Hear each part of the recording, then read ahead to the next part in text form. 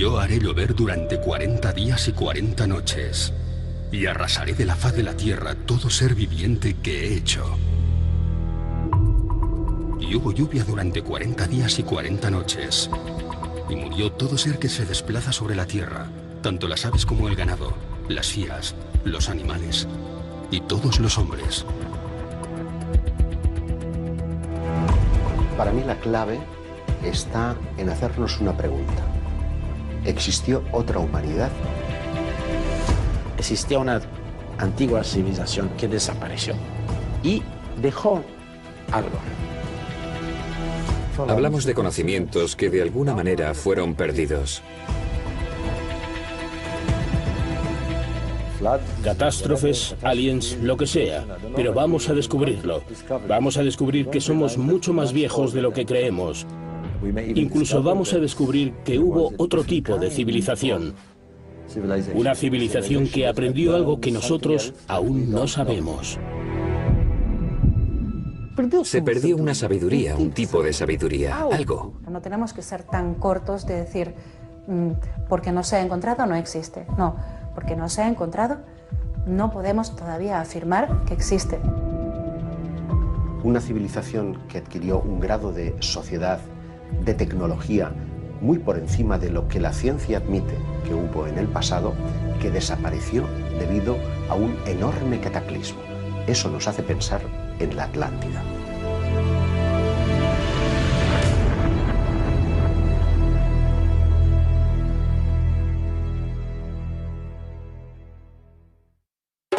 En el año 360 a.C., Platón da forma a Timeo y Critias, los dos diálogos considerados como los más influyentes de toda la filosofía y la ciencia posteriores.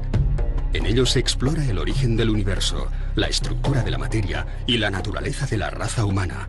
Posiblemente, las tres grandes preguntas a las que la humanidad aún no ha logrado responder. Ambos textos hacen referencia a la Atlántida, una gran potencia marítima que alrededor de 9500 años antes de Cristo habría conquistado gran parte de Europa y del norte de África.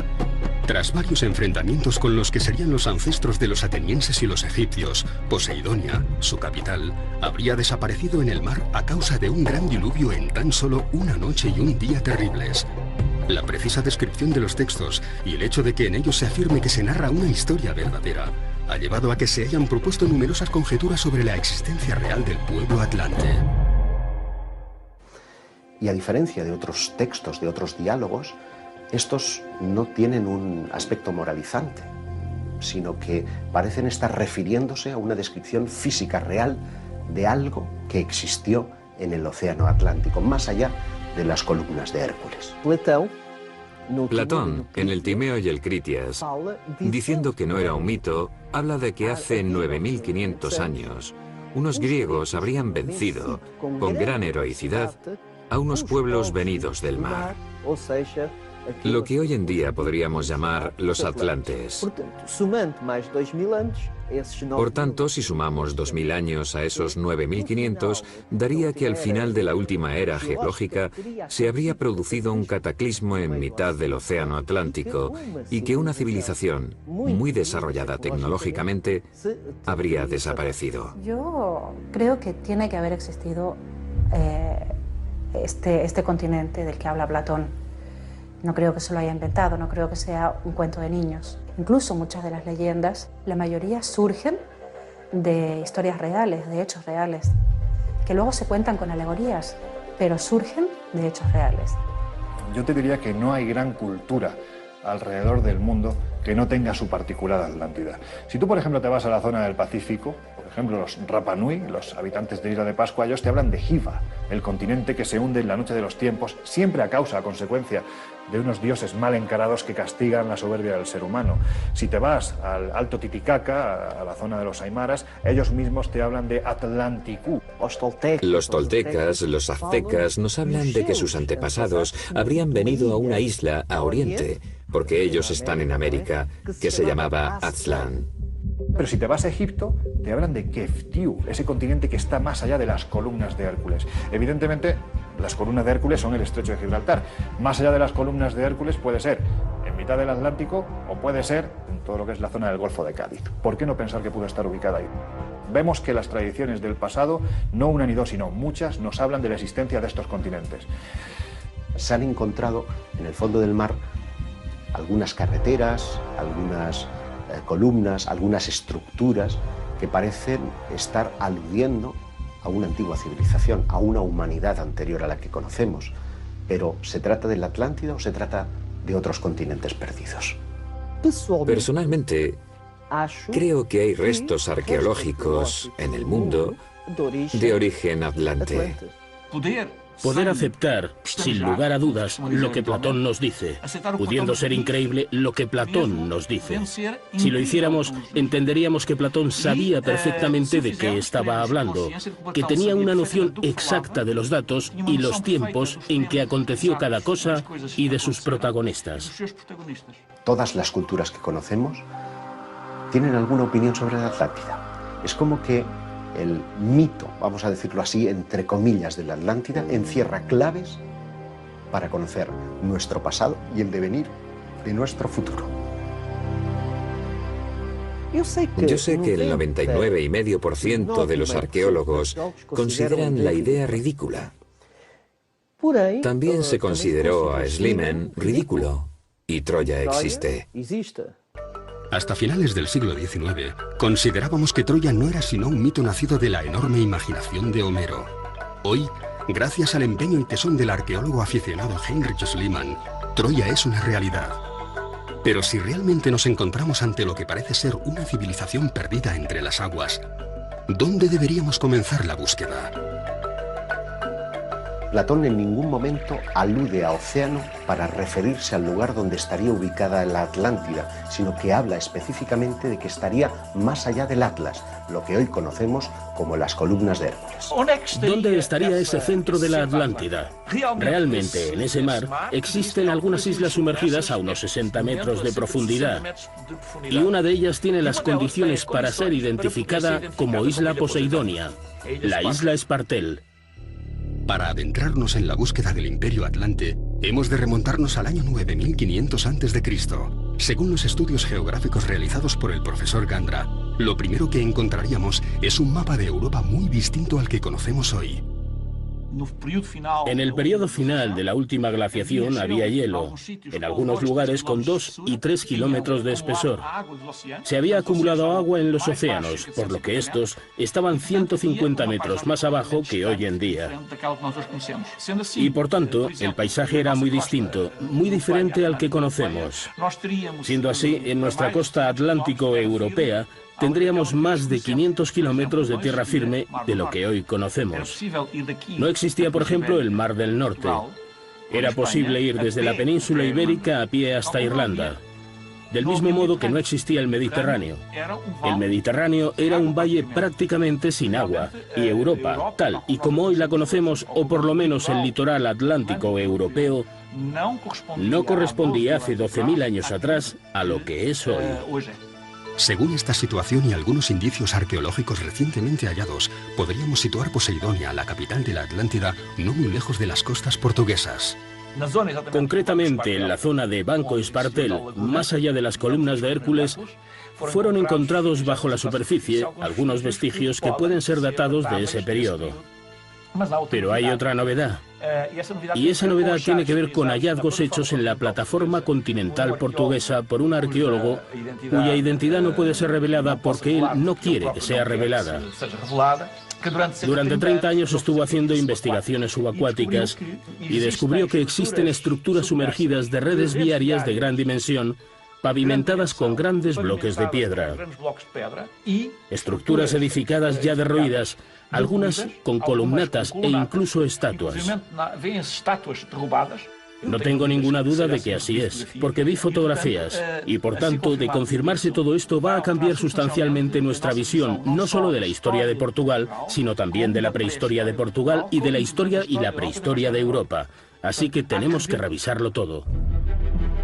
Pero el punto de partida a la hora de revisar nuestra propia historia suele estar oculto tras los mitos y leyendas capaces de sobrevivir al implacable paso del tiempo. Todas las culturas y religiones del mundo parecen ponerse de acuerdo a la hora de hablarnos de un gran cataclismo, de un gran diluvio capaz de destruir todo cuanto el ser humano habría creado hasta el momento. La comunidad científica ha logrado datar, entre el 6000 y el 10.000 a.C., una serie de desastres naturales de enormes proporciones que habrían afectado a la superficie del planeta. De ser así, las fechas en las que Platón sitúa la destrucción de este continente perdido coincidirían con las obtenidas por los geógrafos e historiadores.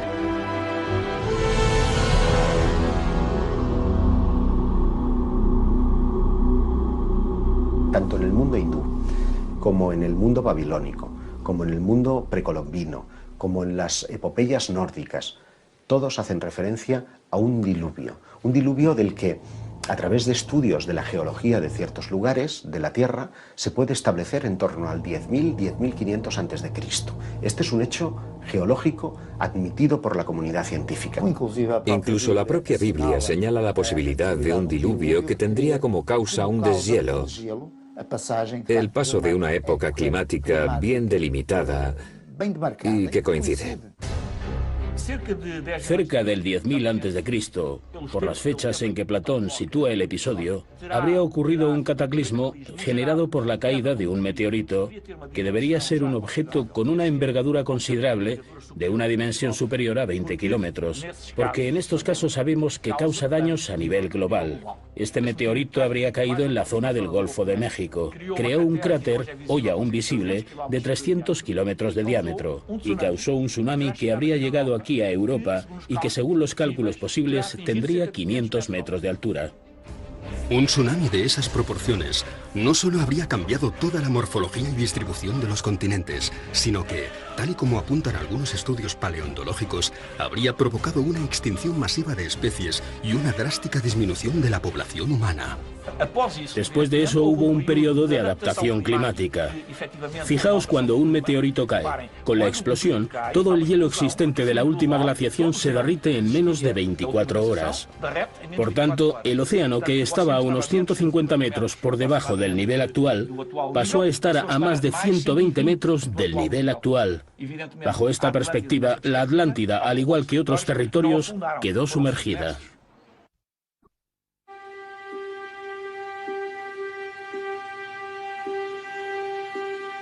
Todo lo construido hasta aquel día habría desaparecido.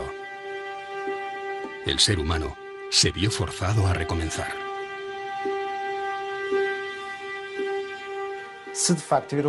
Si de hecho hubiera ocurrido un cataclismo de estas dimensiones a nivel planetario hace 10.000 o 12.000 años atrás, los pocos supervivientes fácilmente olvidaron o fácilmente tuvieron dificultades para transmitir todo lo que quedó atrás, y con el pasar del tiempo se fue olvidando.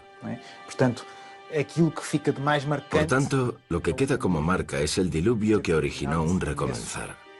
Y el esfuerzo fue tan grande para volver a empezar que todo lo que había antes fue olvidado. Yo conozco poco, por ejemplo, de la historia de mis bisabuelos. Y es de 50 años atrás. Conozco muy poco. La mayoría de hallazgos que encontramos a un lado y al otro del Atlántico parecen hacer referencia a un tipo de tecnología más avanzado en conocimientos como, por ejemplo, la astronomía, el manejo de la piedra e incluso la metalurgia. ¿Cómo es posible? Pues indiscutiblemente porque hubo un grado de civilización mayor al que admitimos en los pueblos de la antigüedad y que no fue redescubierto hasta milenios más tarde. En la península ibérica, y sobre todo en la franja que hoy es Galicia y Portugal, surgen núcleos de población extremadamente evolucionados en términos tecnológicos, poseyendo tecnología propia y con una capacidad de fabricar utensilios que no se daba en ningún otro lugar de Europa. Es de suponer que si tuvo lugar ese diluvio, por rápido que pudiera acontecer, hubo supervivientes. Yo suelo llamarles náufragos, los náufragos de la Atlántida, porque son realmente náufragos que consiguieron llegar a la playa y reconstruir sobre las ruinas, sobre los restos de una antigua civilización desaparecida, una nueva civilización, con algunas memorias ancestrales y con alguna innovación. Pero, ¿de dónde procedían todos esos conocimientos que parecían poseer los atlantes? ¿Quiénes eran? Numerosas teorías insisten en la posibilidad de que esta civilización olvidada podría haber tenido distintos contactos con entidades ajenas a este planeta y que éstas habrían sido las responsables de tal grado de evolución. ¿Será que tal vez alguien, no sé si venido del espacio, si de esa antigua Atlántida, les contó cómo, qué tenían que hacer? No somos la primera, ni la segunda, ni la tercera humanidad. Ha habido diferentes humanidades. Quizás nos estaríamos remontando a lo que se conoce como Edad de Oro. Solo por eso ya merece la pena buscar, porque si tú te manejas en el entorno de los 5 o 6.000 años atrás, lo que te das cuenta es que los pocos vestigios que nos han llegado están hechos o bien a escala de dioses o bien a escala de gigantes. Son estructuras absolutamente sorprendentes, bien sean las pirámides de Egipto, bien sea la gran ciudad de Tiahuanaco, bien sea Pumapum, bien sea Baalbek.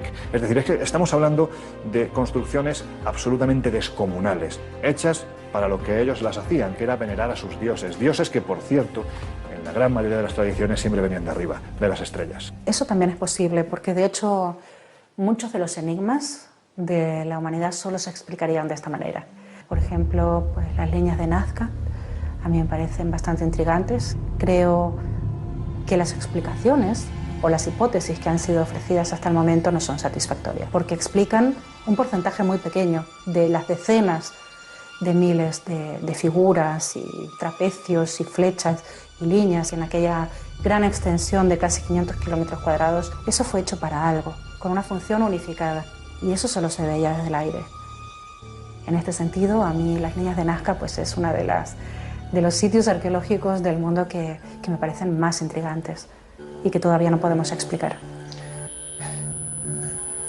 En algún momento de la historia ha habido algún tipo de contacto con una civilización, se supone que superior, o por lo menos nuestra historia no es como nos la enseñan. Porque no es solo por la cuestión de la Atlántida, que podría tener relación con los textos Vedas, con las Vimana. Esas descripciones pormenorizadas de lo que serían carruajes voladores. En el Vishnu Purana de las tradiciones de la India se habla, por ejemplo, de los Vimana. O sea, que los atlantes tendrían una especie de aviones. Una especie de objetos con capacidad de volar, que serían las naves en las que esos antiguos dioses habrían llegado hasta la Tierra. Hay descripciones pormenorizadas de un rayo con una fuerza destructiva de no sé cuántas bombas. La descripción de los efectos de lo que podría ser radioactividad tras la explosión de una bomba nuclear. Dice que las uñas se caían, que todo quedó envenenado, que la piel se deshacía. Si de hecho hubiera habido una explosión nuclear y hubiera dejado todo destruido, los supervivientes quedarían marcados, pero todo lo anterior habría sido olvidado. Hay un recomenzar.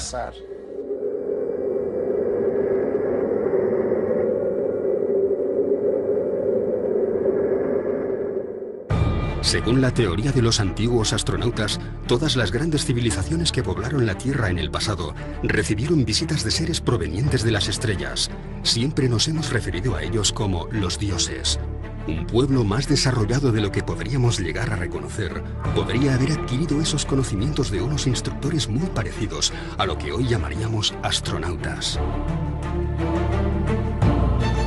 Es probable, según la teoría de los antiguos astronautas, que los atlantes propiamente dichos no pertenecieran a este mundo, que fueran esos semidioses, esa raza de seres extraordinarios que habrían dado lugar a esa edad de oro mítica a la que hacen referencia casi todos los pueblos de la Tierra. Aprendieron todo su conocimiento de unos seres que venían de las estrellas, de unos seres que además tenían una apariencia sospechosamente humana y con los que ellos interactuaban de forma directa. Y cuando se produjo esa asimilación del conocimiento que le transmitieron, estos seres desaparecieron. ¿Ocurrió lo mismo con los supuestos habitantes de la Atlántida? Pues no lo sé, pero parto de la idea de que alguien les tuvo que enseñar a hacer lo que hicieron, porque después de eso todas las demás culturas han ido bebiendo, ¿no? El hecho de que la Atlántida estuviese tan evolucionada como se cree, o como es dado a entender por los historiadores, hace suponer que podría haber habido un contacto, una influencia, unas enseñanzas por parte de alguna otra civilización. ¿Estamos hablando de extraterrestres en el sentido de seres completamente distintos de nosotros? ¿O podríamos estar hablando de humanos extraterrestres? Es decir, seres humanos, pero provenientes de otro sitio. Seres que hubiesen venido de otro lugar, de otra galaxia, de otro planeta, de otro sistema solar, y que al estar tan avanzados hubieran ido construyendo pequeñas bases, pequeñas poblaciones en distintos lugares. Se calcula que nuestro sistema solar pueda tener tan solo 4.600 millones de años. El resto del universo podría tener cerca de 14.000 millones de años y, según la NASA, podría albergar hasta 100.000 millones de galaxias. Esto convierte a nuestro pequeño sistema solar en una porción del universo realmente joven y muy pequeña. Miles de millones de años son medidas casi inabarcables para nuestra especie. De haber sido visitados por inteligencias extraterrestres, estas pudieron haber tenido lugar en la última década, hace 100 años o millones de años atrás. ¿Han podido darse algún tipo de visitas aquí? Esa es la gran pregunta. He de decir, en esta cuestión en particular, que hemos de ser cautelosos, porque es muy importante que si ha habido algo o ha ocurrido algo, debemos estar muy seguros. Si es verdad, cambiaría por completo la percepción acerca de quiénes somos, de qué va este universo y cuál es el significado de la vida. Si existió otra humanidad, esta no adquirió su desarrollo tecnológico de la noche al día, y tampoco podemos documentar qué es lo que pasó antes de ese diluvio. Han intentado encajar el relato de la Atlántida con esa datación. ¿En base a qué? En base, por ejemplo, a la erosión que presenta la Esfinge de Gizá. La egiptología determina que la Esfinge de la meseta de Gizá es un retrato del rey Kefren. Si Kefren vivió en el 2500 a.C., es evidente, por tanto, que la Esfinge tiene una antigüedad de 5500 años. Pero qué curioso, la Esfinge ha estado por siglos prácticamente tapadas por las arenas del desierto hasta la altura del cuello. De hecho, cuando Napoleón llega hasta allí, se encuentra prácticamente, y lo vemos en las representaciones, solo con la cabeza de la Esfinge. Por lo tanto, ha estado preservada de la erosión del viento. Y sin embargo, cuando en tiempos modernos se excava alrededor y ponen al descubierto el cuerpo de león de la Esfinge, se constatan dos cosas. Primero, que la cabeza es mucho más pequeña que el cuerpo, como que efectivamente se ha esculpido sobre ella el retrato de Kefren. Si se ha reutilizado la Esfinge, ¿por quién? ¿Cuándo? Pero lo que me parece todavía más extraordinario es el estudio del geólogo Robert Schwartz. Estudia la erosión del cuerpo de la Esfinge. Y lo que se encuentra es que esa erosión solamente se puede dar por agua. Eso es algo que los geólogos han analizado hace muy pocos años y verificaron que la erosión es marítima. Y si es marítima, la Esfinge tiene un mínimo de 8.000 años. La erosión de los bloques aparenta ser mucho más antigua que la erosión de las pirámides. Y esos mismos bloques son más grandes, de unas 50 toneladas, y algunos pasan de las 250 toneladas. Cuando hubo agua en el desierto, solamente hay una fecha de entrada geológicamente que encaja, el 10.500 a.C. Lo que nos lleva a pensar que lo que conocemos como el diluvio bíblico pudo existir realmente. Y lo que es más, que una pieza que consideramos como característica y propia de la civilización egipcia pudo ser reutilizada por los egipcios, porque ya estaría allí mucho tiempo atrás. Y si es así, ¿quién la hizo? Una humanidad anterior. Luego existió otra humanidad antes que la que conocemos, con un grado de civilización extraordinario. Una humanidad anterior a la que conocemos. Un fragmento importante de la historia que hemos ignorado durante cientos de años. Una cultura madre que bien podría haber sentado las bases de pueblos posteriores, como el egipcio, y que sorprendentemente encajaría con las fechas que propone Platón para situar a la Atlántida. Una humanidad con un grado de desarrollo tal que bien podría haber sido quien edificara la obra de ingeniería más relevante de la raza humana, las pirámides del actual Egipto. Las respuestas a todos estos enigmas podrían estar ocultas en lo más profundo de alguno de los túneles de la mayor de las pirámides, Keops. Pero no tenemos ni la más remota idea de cuál era su utilización. Hemos perdido la memoria o el registro de qué utilización real tenían las pirámides. Es que el hombre del pasado tenía un conocimiento astronómico, matemático, arquitectónico de primer nivel. Tan de primer nivel que estructuras del pasado, que tienen más de 3.000 y 4.000 años, no hemos sido capaces de reproducirlas en pleno siglo XXI. Me remito a la Gran Pirámide de Keops, por decir una, ¿no? Cuando estamos hablando de la cultura egipcia, estamos hablando de la cultura que ha realizado la mayor construcción realizada por el hombre. Pero supuestamente realizada por el hombre, porque a día de hoy, en términos de ingeniería, no ha sido igualado en términos de técnica a día de hoy por nuestra sociedad moderna. Parto de la idea de que eso no puede ser casualidad. Eso tiene que haber partido de algún lugar. Y ese lugar hay quien lo llama Atlántida. A menudo ponemos el acento en cómo fueron construidas o de qué manera fueron trasladados los bloques, el reto que todo eso suponía, pero estoy convencido de que no nos hemos hecho las preguntas adecuadas. Se supone que es una tumba y algo que tiene que ver con las creencias antiguas de aquellos quienes las construyeron. No lo son cuando lo analizas sin la interferencia de los arqueólogos, sin su interpretación. Cuando dejas a un lado todo eso y miras al monumento per se, por sí mismo, lo que ves es lo que sabes. Lo que ves es astronomía, matemáticas y una compleja tecnología. Para la arqueología convencional, la ecuación es sumamente sencilla.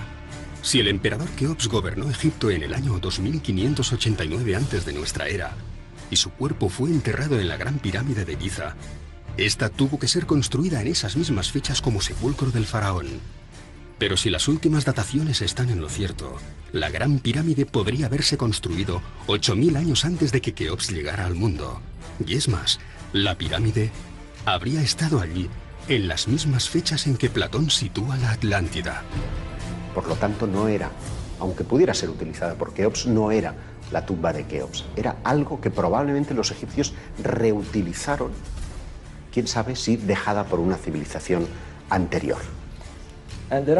Y hay ciertas anomalías que requieren explicación. No quiero entrar en lo grandes que son, lo difícil que es construirlas. Esto ya se ha dicho muchas veces, pero tenemos dos cosas para las que no tenemos ningún tipo de explicación. En 1989, Robert Bauval se hace mundialmente famoso por su teoría de la correlación de Orión. En ella, y siguiendo los preceptos de la arqueología y la astronomía, llega a la conclusión de que las tres pirámides, Keops, Kefren y Mykerinos, fueron construidas deliberadamente siguiendo una relación directa con las tres estrellas principales del cinturón de Orión. Según sus estudios, la Vía Láctea vendría representada por el río Nilo. Y curiosamente, esta correlación se habría producido en un determinado momento, el año 10.500 a.C. Sí, podemos explicar algunas cosas. Yo he explicado por qué ese lugar sobre la Tierra parece la constelación de Orión. Pero, ¿para qué? Parece ser un tipo de mensaje. Esto es muy importante que lo lleguemos a entender. Si es un mensaje del pasado o es un mensaje de algún otro sitio. Necesitamos explicarlo. No importa lo incómodos que nos deje. Necesitamos explicarlo. ¿Qué quiere decir? Que estaban mirando algo fuera de nuestro entorno para realizar algo aquí, en la Tierra. Lo he dicho muchas veces. La Gran Pirámide es un símbolo de interrogación gigante. Está ahí y es contemporáneo a nuestra civilización, porque estamos en el siglo XXI. Supuestamente estamos extremadamente avanzados y aún no entendemos este monumento. En 1872, un grupo de arqueólogos ingleses descubren 2 túneles de ventilación que partían desde la Cámara de la Reina hacia el interior de la pirámide. La tecnología empleada a finales de siglo no era suficiente, así que la investigación tuvo que detenerse en ese punto. Están inclinados, son muy pequeños, como de 20 centímetros, rectangulares. Los 2 túneles parecen ser similares. Uno se dirige al norte, otro se dirige al sur, y ambos son igual de estrechos. Los túneles no acaban dentro de la sala. Están taponados por un gran bloque, así que no puedes verlos. Esto en sí mismo es un gran misterio. ¿Por qué construir los túneles y luego no mostrarlos? Ha sido necesario esperar más de un siglo, hasta la era de la robótica, para poder continuar la exploración de los túneles en el mismo punto en el que la dejaron aquellos arqueólogos ingleses. En 1993 se coloca por los llamados túneles de ventilación un pequeño robot provisto de una cámara para explorar qué es lo que había en esos túneles. El robot, diseñado por el ingeniero Rudolf Gantenbrich, debía ser capaz de colarse por los 20 centímetros de los canales y ascender por ellos equipado con microcámaras móviles. Se le dio el nombre de Upuaut, el que abre los caminos en la mitología egipcia. Y nos llevamos una gran sorpresa porque al final de estos túneles, adentrándose 60 metros en la pirámide, había una puerta pequeña con 2 tiradores de metal. Gran interrogante. ¿Qué hay ahí detrás? Se necesitaron otros 10 años hasta que National Geographic llegara hasta el corredor norte y encontraron lo mismo. Una pequeña puerta con 2 tiradores de metal. ¿Pero qué hay detrás? ¿Para qué meterse en un lío increíble construyendo algo tan complicado? ¿Para qué? Sabemos que apuntan a las estrellas, al sistema central, pero ¿por qué estas puertas? Y por supuesto, ¿qué hay detrás? Y este es uno de los elementos más intrigantes, no solo dentro de la pirámide, sino dentro de la arqueología, porque no tenemos ni idea. Todas las fechas nos conducen hasta esas puertas. Podríamos estar a tan solo unos centímetros de la prueba definitiva de la existencia de la Atlántida. Por eso la sala, o la posible sala que haya detrás de las puertas, es tan interesante. Porque ya has encontrado algo que no debería de estar ahí. En las puertas, al final de los túneles, hay unos tiradores que están hechos de bronce. Y eso lo sabemos. El bronce no debería estar ahí. La edad del bronce no comienza hasta 1000 años más tarde. Estas son las cosas que podrían hacer cambiar completamente toda nuestra percepción. Si abren las puertas y encuentran algo, por muy insignificante que sea, pero que no tendría que estar allí, como un cachito de plástico, lo cambiaría todo. Arquitectos, ingenieros robóticos, filósofos, simbolistas, geólogos. Son muchos los científicos que han tratado de descifrar el gran misterio de los túneles de Keops. Creedme, tenemos a los mejores, y nadie ha sido capaz de explicarme de qué van estas puertas. Y eso está dentro del monumento más grande, más intrigante y más misterioso de este planeta. Hubo que esperar 10 años más hasta que los avances tecnológicos permitieran diseñar un artefacto capaz de adentrarse por los túneles, equipado con la maquinaria necesaria para poder atravesar las misteriosas puertas. Podría decirse que fuese quien fuese, aquel que planeó esos túneles lo hizo creando un rompecabezas que solamente pudiera resolverse miles de años más tarde. Un rompecabezas que solo pudiera completarse cuando la tecnología en manos del ser humano hubiese alcanzado la madurez necesaria. Hicieron un boquete más o menos de 1,5 centímetros de diámetro y se encontraron con otra cámara dentro y un bloque de granito delante.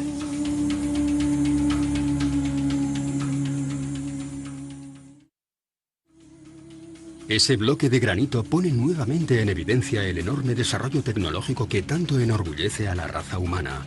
Cada puerta que logramos abrir nos sitúa ante un nuevo desafío. Tras la otra puerta, en el túnel sur, se encontró otra pequeña sala, casi idéntica a la anterior, y en sus paredes, unos jeroglíficos rojos que nadie hasta la fecha ha logrado interpretar. Parece como si aquel que un día diseñó la gran pirámide de Keops, sus túneles y sus cámaras secretas, supiese perfectamente que la tecnología humana, incluso en el siglo XXI, no sería suficiente para lograr entenderla. La gran pregunta es cuando hacemos programas de televisión o damos conferencias, etc., la gente se levanta y dice, ¿y cómo levantaron la piedra? ¿Y cómo se construyó? Yo como arquitecto, me parece una pregunta lógica y natural, pero no me preocupa eso. Pero lo importante no es cómo se construyó, es quién la imaginó, quién la proyectó y en qué sentido la proyectó, ¿para qué? Esa es la gran pregunta. Alguien lo planeó. Y la prueba de esto, para mí, y repito, solo para mí y algunos amigos, es que hemos encontrado esta puerta que estaba ahí desde que se construyó la pirámide. Nadie la había visto. Y nadie la vio todavía. Ni él, ni yo, ni tú, ni nadie la ha visto. La hemos visto sobre una filmación técnica. El robot es un aparato técnico. Sin este robot no se llegaba ahí. ¿Qué quiere decir? Puede que vayamos encontrando las respuestas, porque a lo mejor el propósito de las pirámides sea en sí mismo un reto para nuestro propio desarrollo. Y cuando adquiramos el grado de madurez, el grado de preparación adecuada, vayamos encontrando las respuestas pasito a pasito hasta encontrar el fin último. Esa sería la gran respuesta a los enigmas que rodean las pirámides. Hay ahí una puerta que alguien la puso, es evidente, y la cerraron. Y dentro hay unos grafitis, si quieren llamarlo así, que representan algo. En realidad hay 4 posibilidades nada más. Que los propios egipcios lo hicieran. Entonces es muy fácil que me dicen cómo lo hicieron con toda esta técnica. Esa es una posibilidad, existe. La segunda posibilidad es que heredaron información o técnica y la hicieron basada en esta técnica e información. La tercera posibilidad es que había una civilización antigua y que quería dejar un mensaje, como dijo Roberto Olmedo. Mensaje universal, no Egipto. Y la cuarta posibilidad es de ahí, que vienen de fuera. No hay más.